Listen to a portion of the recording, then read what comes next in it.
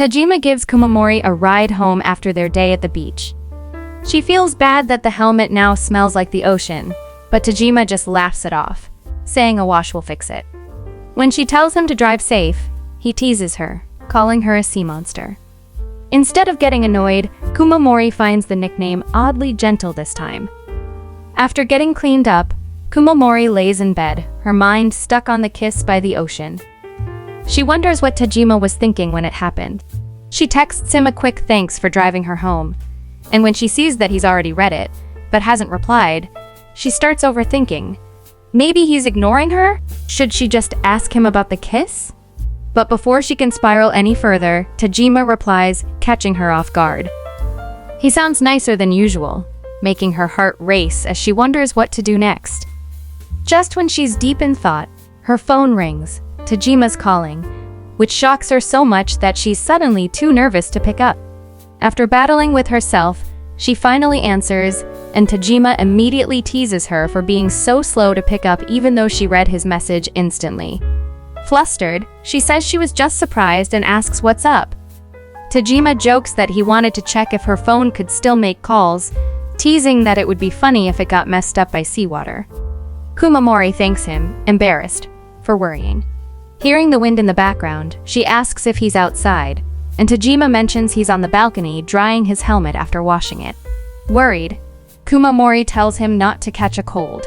Tajima, of course, teases her again, bringing up how she protected the sandcastle earlier, making her even more embarrassed. Just as he's about to end the call, Kumamori, not ready for the conversation to be over, suggests they talk until they fall asleep. Tajima brushes it off and ends the call with a "see you tomorrow." Left blushing and regretting not asking him about the kiss, Kumamori's heart is still racing from the short phone chat. The next morning at school, Kumamori walks in to find her classmates already buzzing about something. As soon as they notice her, they turn toward her, completely catching her off guard. They tell her there's a rumor going around that she and Tajima kissed. Kumamori freezes, panicking inside, wondering how anyone found out. Then Ayano pulls out her phone and shows her the picture everyone's talking about. Apparently, the photography club snapped a shot where she and Tajima look like they're kissing in the background. Kumamori is in total shock when she realizes it's from when Tajima was helping her tie her string.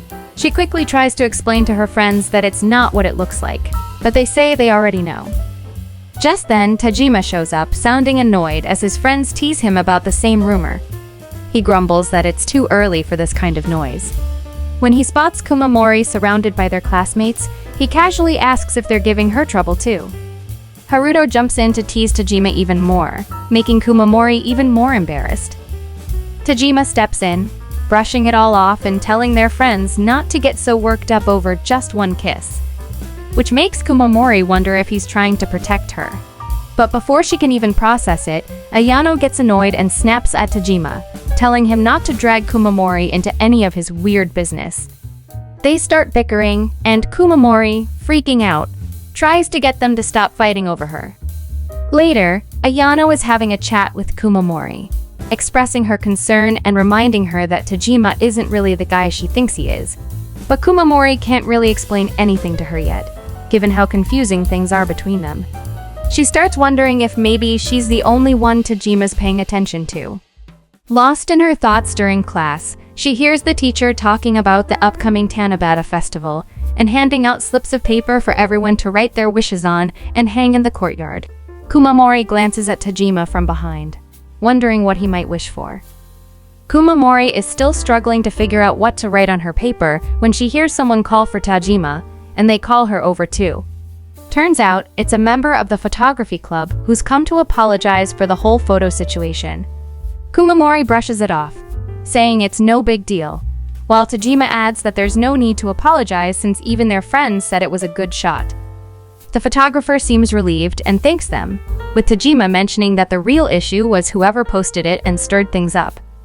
After they leave, Kumamori turns to Tajima and asks if he's gotten friendlier.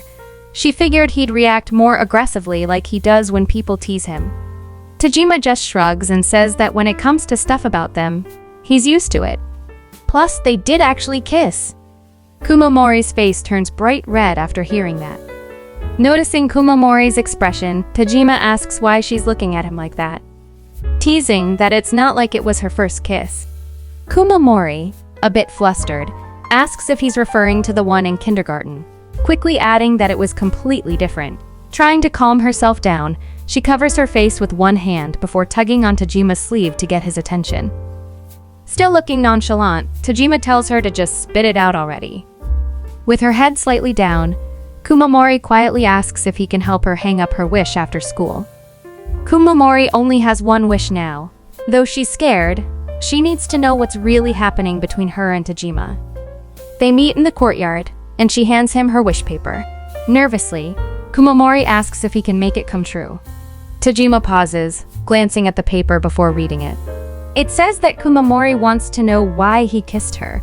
Tajima sighs and explains that when she protected their sandcastle, something about it really impressed him. And when she said, "It sucks," it bugged him for some reason.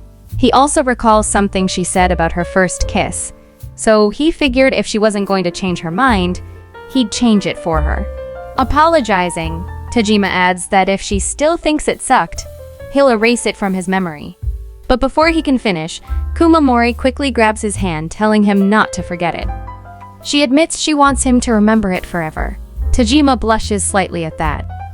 After Tajima explains, the air between them feels awkward now that her wish has been answered. To break the silence, Tajima rips off a piece of his own wish paper that he'd already hung earlier and hands it to Kumamori. She writes a new wish on it, one that feels completely different from what she wished for last year. Tajima helps her hang it on the bamboo, and just as Kumamori is about to snap a picture of it, Tajima takes her phone from behind and snaps the photo for her.